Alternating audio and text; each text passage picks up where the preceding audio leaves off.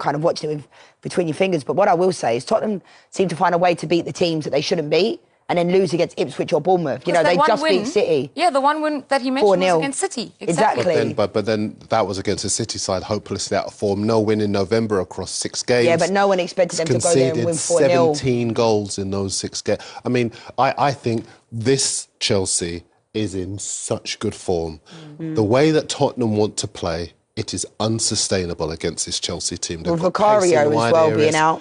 No Vicario. No Van de Ven, definitely. Romero might come back, but I think they will smell the weakness in that back line and they will attack. Palmer will pick up spaces as he can.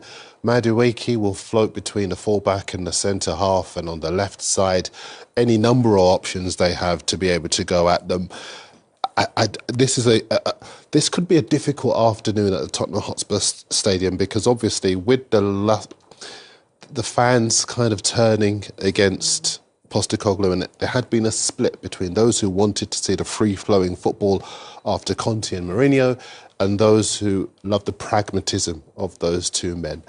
Now, with the goals flying in and teams seeing an opportunity to outclass Tottenham and the fears around Chelsea on Sunday, I'm worried. The thing is, I think Ange Postecoglou's made some big calls this year. He took Maddison off at half-time during that game, you know, put on Basuma and Salah playing in there. And I think Son not playing and not starting, I think that the fans love Son. And he's not having a great season. But the fact that I think Kulusevski's actually been their best player, or one of them.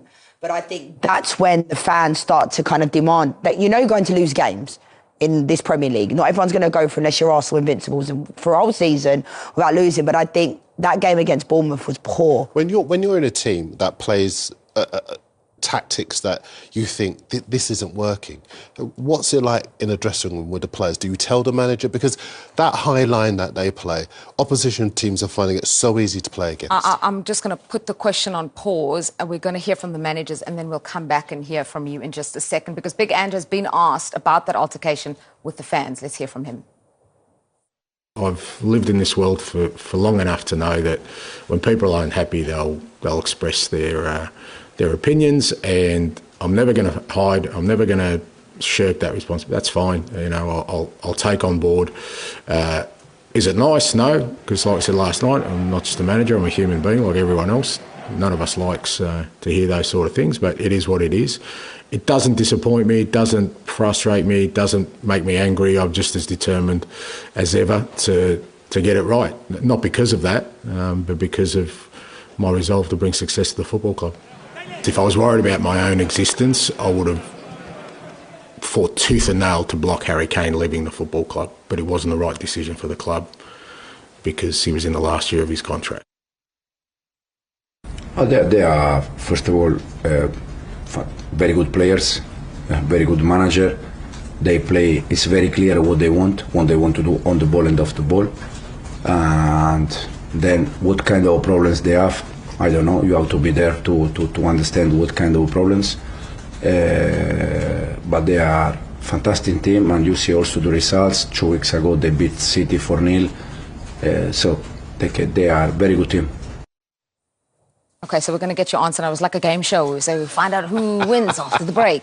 Yeah, what do you do when a manager, you don't necessarily know what the tactics are? I think, or when you know what they are, but you don't like them. Though you don't like them because they're putting you under so much pressure. That high line is conceding so many goals. I think the players have to have a conversation with the coach. And I also think you can take responsibility within the game. It's the same as Southampton keep playing out from the back. That's a whole other story. It's not working.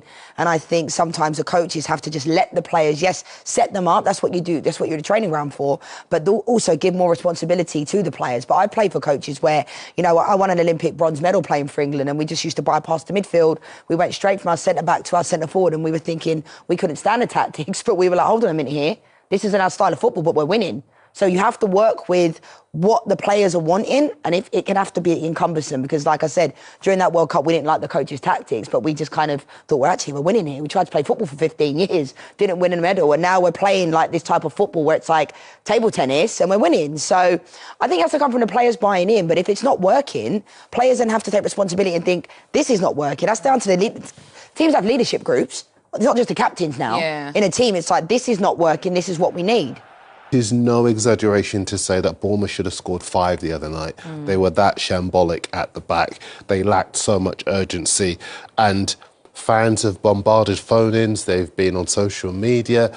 They've really vented about that performance because it shows a lack of fight, hunger, desire, consistency, organisation. They're concerned, and that's why there's a big worry. Coming up a side like Chelsea, their last win, I think they've got 1 clean sheet in their last 9, but they've scored a hatful of goals so far this season, and they will be able to shred Spurs if they believe that just because they're at the Tottenham Hotspur Stadium, they can continue to play the way they always do. And how much of that when you're on the pitch, Leanne, and the fans are starting to get nervous and the fans are starting to get edgy? I remember being at the Ipswich game and they were booing. So this fight has been building even since the last day of last season. Remember when they played City and there was a title, involved somehow with Arsenal. They could have helped Arsenal out and they didn't want to. And Ange couldn't believe it. He had to go at the fans. This whole fight with the fans has been going. Yeah, I mean, Antonio Conte, Jose Mourinho. This is what I was saying about at the top of the show. Like, it can't always be the manager and the coaches that have to take the responsibility of the club. It has to come down to the players as well. And the players haven't been good enough of late. Obviously, against Man City, that was a strange game, 4-0. It was an amazing game from Tottenham. But I think, But do you not think that when you become a manager, part of that job is managing the players, keeping them on side, maintaining that fine balance between discipline and getting millionaire players to run for their lives? That's what Pep Guardiola is so good at. But then the quality, though, Darren, though, that's the only thing I'm going to say. Like, look at the quality that Pep Guardiola has in comparison to what Ruben Amorim has.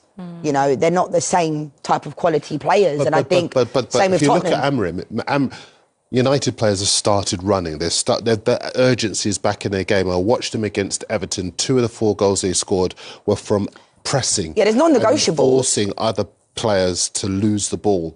And I think that's what a manager's job is. So, yes. But I think he's maximising them to a certain degree, though. Like, the certain players, I think Son is not having a great season, but other than that, I think he's maximising what he's got. He's playing with what he has. I mean, Maddison didn't have a great start to the season, came good, but I think, sometimes the individuals at the club, I mean, you lose Harry Kane like the season before last, that's going to be a big loss. Solanke, that was Ange Postecoglou's signing. He wanted Dom Solanke. When people thought he was going to go for Ivan Toney, he said, this is the only player that I want in that position. He hasn't played well. He's not scoring goals. Changed a different dimension for them, hasn't he? Like, stretches them, does really good holding up the ball, but you're always going to be judged on goals. And Dom Solanke, for that much money, I don't think is produced in a way that Ange Postecoglou believed in him. But did the Tottenham fans really... I didn't think he was going to go for that much. 65, wasn't it, in the end? To Tottenham, coming from Bournemouth, yes, he banged in the goals there, but been quite underwhelming goal-scoring-wise. Yeah. Well, I got to ask, from a goal-scoring perspective, Chelsea, everything is going right for them going forward. And Enzo Maresca doesn't want to put them in the title conversation, but whether he likes it or not, they are. Yeah, sometimes you don't get that option, that luxury in the Premier League, because if you're in the kind of form that they are, then you are in it anyway. And by the end of last weekend, they were only out of the top 2 on goal difference. I think as far as Chelsea are concerned, they are just so good in front of goal. I've always said that I didn't think they could finish in the top 4 unless they could sort their defending out. They've conceded in all but 1 of the last 9 games. And I think as far as the title race is concerned, that could be their undoing. But that capability to score goals that they have, with Palmer pulling the strings and all sorts of players weighing in. Yeah. Palmer's the kind of player that makes other players around him better. He's almost like the orchestra conductor. And I think there is a confidence coursing through Chelsea right now that enables them to believe that they can beat anyone they play against. And I think should be a really he will be telling them, though, they're in the title race. I think what they're telling us, they asked Cole Palmer, they asked Maresca after the game, do you think you're in the title race? And they say no. But best believe within that dressing room... Is that what happens? Yeah, 100%. Like, they'll be feeling it. So and did that happen to you? Did that happen to you when you were in dressing rooms? Yes and no, but when I played in England, I always played for Arsenal. We won it. It was like we were always that team that everyone wanted to knock off, similar to Man City. What was the message outside the dressing room from the manager? I mean, we just knew we were good. So it was almost like... But when the manager was in press conferences, what did the manager say compared to what they said? Like what Enzo Maresca says now. So even when, you know, we were winning things, Darren, so it's difficult. When I've been on teams that weren't winning and we were in the running to win, then the conversation changes. Does that make sense? Because obviously, like, as a player, Chelsea were not going to be in and around it. Under Poch, like, no one saw this coming.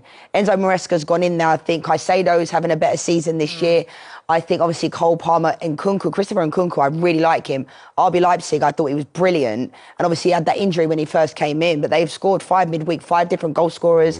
Jadon Sancho getting his first goal. Enzo's also weighing in with goals as well. Lots of people were saying, well, you're £100 million and you can't get in the team. And clearly he's taken that on board because now he is in the side and he is grabbing goals and he is making that kind of contribution that a captain could make. And that's why when you look at that entire front six, there are weapons, there are points of attack that I just cannot see Spurs do. Oh my good painters and engineers, I am Mama Lanji from Global Paints with a wide range of products. Silk